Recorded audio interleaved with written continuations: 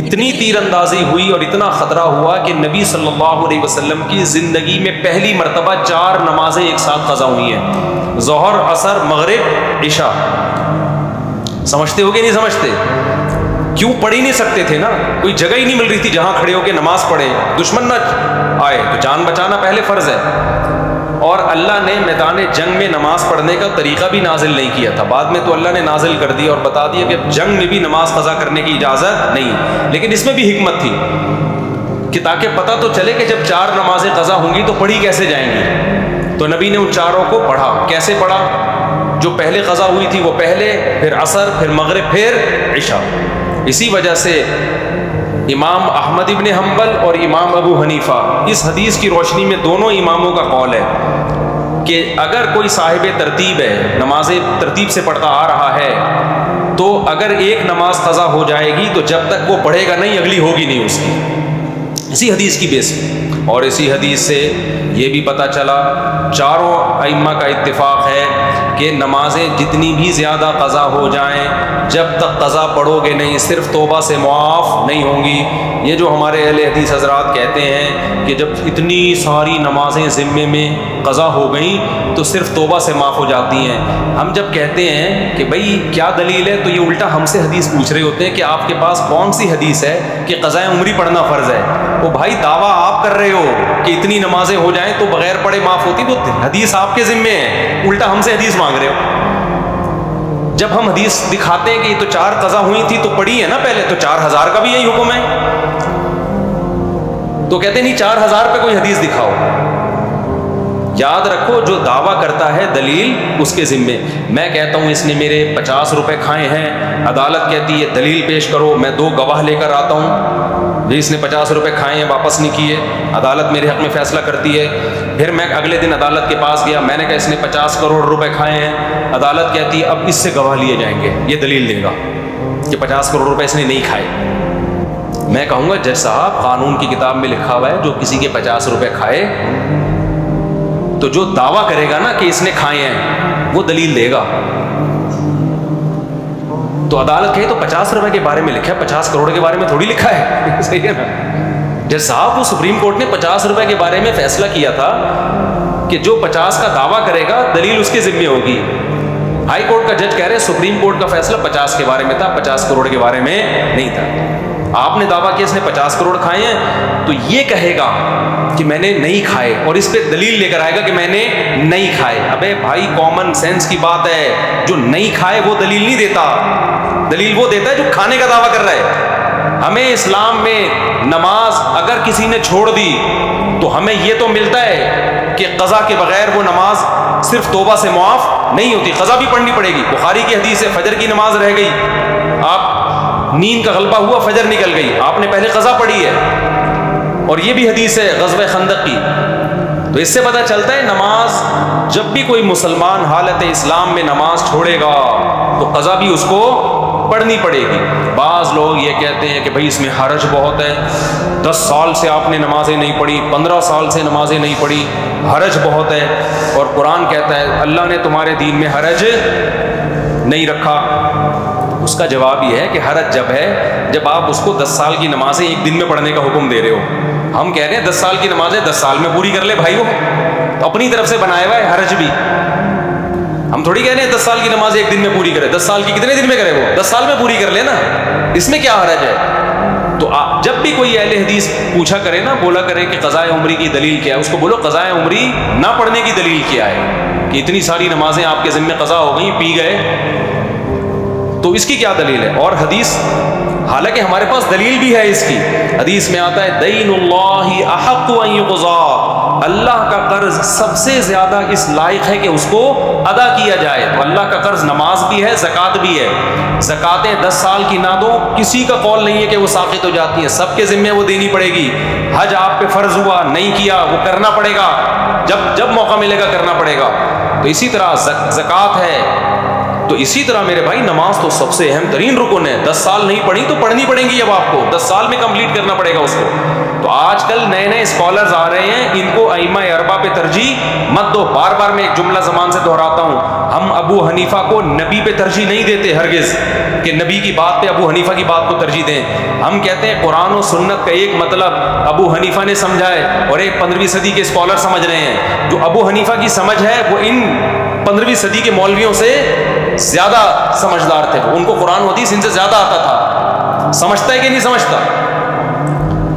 تو ایک چھوٹی سی مثال میں دے کے بس آگے چلتا ہوں تاکہ ہمارا ٹاپک نہ رہ جائے. تو اب دیکھو مجھے ایک بات بتاؤ، آپ سے میری بات ہوئی، اس سے بحث کر رہے تھے. السلام علیکم جناب، خیریت سے؟ خیریت سے ہیں؟ تو حضرت آگے تشریف لیں، بلکہ آپ تو ممبر پہ آ جائیں. آج ایک میں وہ کسی نے مجھ سے کہا کہ دیکھو جب حدیث میں آتا ہے کہ نبی صلی اللہ علیہ وسلم نے سفر میں 2 نمازیں ایک ساتھ پڑھی ہیں تو حضرت گستاخی اور بے ادبی معاف. جزاک اللہ. السلام علیکم. کہ نبی صلی اللہ علیہ وسلم نے 2 نمازیں اکٹھی پڑھی ہیں. جب حدیث میں یہ صراحتاً ہے تو آپ لوگ ابو حنیفہ کے قول کو حدیث پہ ترجیح کیوں دیتے ہو؟ سمجھ میں آ رہی ہے؟ یہ میرا ٹاپک نہیں ہے، چل پڑا ہے تو میں بتا دوں تھوڑا سا. میں نے ان سے کہا کہ نبی صلی اللہ علیہ وسلم نے 2 نمازیں سفر میں اکٹھی پڑھی ہیں، اس پر تو صحیح حدیثیں موجود ہیں. اکٹھی کا مطلب کیا ہے؟ اس پر حدیث یا تو صریح نہیں ہے یا صحیح نہیں ہے. جو صحیح ہے وہ صریح نہیں ہے، جو صریح ہے وہ صحیح نہیں ہے. صریح کا مطلب ہوتا ہے کہ یہ مفہوم، صریح کا مطلب بالکل واضح ہو کہ قضا کر کے پڑھی ہے، ایسی نہیں ہے. اور صحیح کا مطلب یہ ہے کہ اگر جس میں وضاحت ہے نا کہ قضا کر کے پڑھی ہے وہ صحیح نہیں ہے، تو یا تو صحیح نہیں ہے یا صریح نہیں ہے. خیر اب یہ میرا ٹاپک نہیں ہے، میں جلدی سے اس کو غزوہ خندق کو مکمل کروں. تو یہ دور علم کا نہیں ہے، علم عمق اور گہرائی نہیں ہے. قرآن و سنت کے نام پہ بہت کچھ بولا جاتا ہے. تو میں یہ عرض کر رہا تھا تو حضرت سلمان فارسی نے حکم دیا کہ کیا کی جائیں؟ خندقیں کھودی جائیں. خندقیں کھودی گئیں اور پھر قرآن میں اللہ تعالیٰ فرماتے ہیں کہ ہم نے اس طرح سے مدد کی.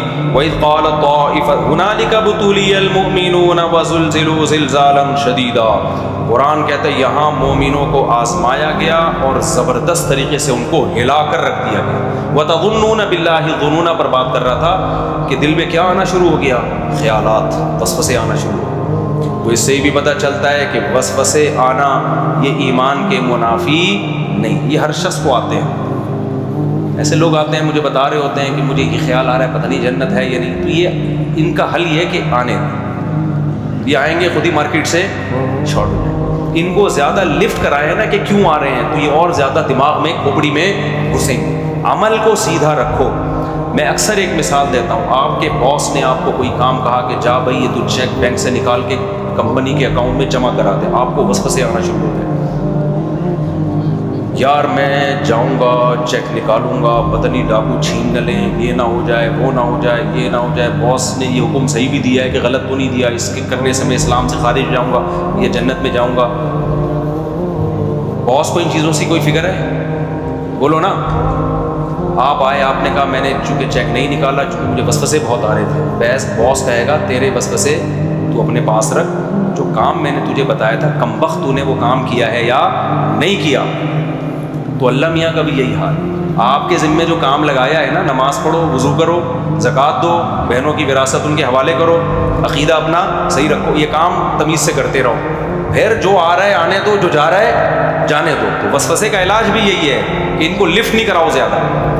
تو اللہ تعالیٰ فرماتے ہیں هُنَالِكَ ابْتُلِيَ الْمُؤْمِنُونَ وَزُلْزِلُوا زِلْزَالًا شَدِيدًا وَإِذْ يَقُولُ الْمُنَافِقُونَ وَالَّذِينَ فِي قُلُوبِهِم مَّرَضٌ مَّا وَعَدَنَا اللَّهُ وَرَسُولُهُ إِلَّا غُرُورًا. صحابہ کے دل میں تو صرف وسوسے آئے. منافقین کو پروپیگنڈا کرنے کا بہترین موقع مل گیا. منافقین نے کہا ہم تو پہلے ہی کہتے تھے کہ یہ اللہ رسول کے وعدے صرف سیاسی وعدے ہیں. جیسے ایک سیاسی مولوی صاحب تقریر کر رہے تھے، سیاست لوگ تقریریں کرتے ہیں نا، سیاستدان. کبھی کسی سیاستدان کو سچ بولتے ہوئے دیکھا تقریر میں آپ نے؟ ایک سیاسی صاحب تقریر کر رہے تھے کہ آپ مجھے ووٹ دیں، میں 2 اسکول بناؤں گا، لڑکیوں کے لیے الگ، لڑکوں کے لیے الگ. آپ مجھے ووٹ دیں، میں 2 ہاسپٹل بناؤں گا، مردوں کا الگ، عورتوں کا الگ. کسی نے کہا ہمارے یہاں میٹرنٹی ہوم نہیں ہے، سمجھ رہے ہو نا، خواتین کے جو بچہ دینے کا اس ہسپتال وہ نہیں ہے. اس نے کہا آپ مجھے ووٹ دیں، میں 2 بناؤں گا، مردوں کے لیے الگ، عورتوں کے لیے الگ. تو سیاستدان کو تو پھینکنا ہوتا ہے، وہ تو پوچھ تو لے بھائی میٹرنٹی کا مطلب کیا ہے، تو موقع مل گیا ان کو، اس کو تقریر کا موقع چاہیے. تو منافقین کو یہاں کیا مل گیا؟ موقع. کہہ رہے ہم نے تو پہلے ہی کہا تھا کہ یہ صرف سیاسی باتیں ہیں، کہ جنت جہنم، اور محمد صلی اللہ علیہ وسلم نے ہمیں میدان جنگ میں لا کے کھڑا کر دیا. یہ تو ہمارے مروانے کا پورا پہلے سے کیا تھا؟ پلان تھا. ما وعد اللہ ورسولہ الا غرورا، یہ تو جھوٹے وعدے ہم سے کیے ہیں. وَيَسْتَأْذِنُ فَرِيقٌ مِّنْهُمُ النَّبِيَّ إِنَّ بُيُوتَنَا يَقُولُونَ إِنَّ بُيُوتَنَا عَوْرَةٌ. بہت سے منافقین اس جنگ میں آئی نہیں اور کہنے لگے ہمارے گھر خالی ہیں، گھروں میں لیڈیز ہیں، ان کی حفاظت کرنے والا کوئی نہیں ہے. ایکچولی ہمیں کیا چاہیے؟ ایک لیو چاہیے، 6 مہینے کی لیو چاہیے ہمیں، ٹھیک ہے نا. انہوں نے بہانے کر کے، اس سے پتہ چلتا ہے کہ جب بھی قوم پر کوئی اجتماعی مشکلات آتی ہیں، 2 نمبر لوگ پیچھے بھاگتے ہیں، 1 نمبر لوگ اس غم میں قوم کا ساتھ دیتے ہیں. یہ بڑی لمبی صورت ہے، آگے اور بھی بہت سارے مضامین ہیں، وہ میں جلدی بیان کر دوں. آج جو ہم نے سورہ فاطر پڑھی ہے،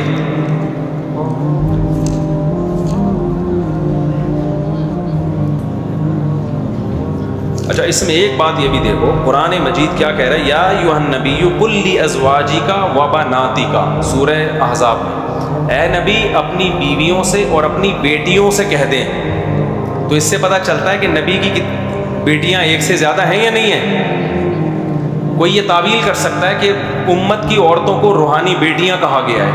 اس کا جواب اگلی آیت کے اگلے حصے میں، وَنِسَاءِ الْمُؤْمِنِينَ، اے نبی اپنی بیویوں سے، اپنی بیٹیوں سے اور عام مسلمان عورتوں سے کہہ دیجیے آپ. اس سے پتہ چلتا ہے کہ جو قوم، جو شخص یہ کہے کہ نبی کی صرف ایک بیٹی تھی، وہ اس آیت کا منکر ہوا کہ نہیں ہوا؟ تو نبی صلی اللہ علیہ وسلم کی حضرت فاطمہ کے علاوہ کتنی بیٹیاں تھیں؟ 3 بیٹیاں اور تھیں، تو 4 بیٹیاں تھیں، جن میں 2 کا نکاح حضرت عثمان سے کیا ہے، 1 کا نکاح کیا جب ان کا انتقال ہو گیا، تو پھر دوبارہ نکاح کیا، ان کا بھی انتقال ہو گیا، تو آپ نے فرمایا اور بھی بیٹی ہوتی تو عثمان سے نکاح کرتا میں. سمجھتا ہے کہ نہیں سمجھتا ہے؟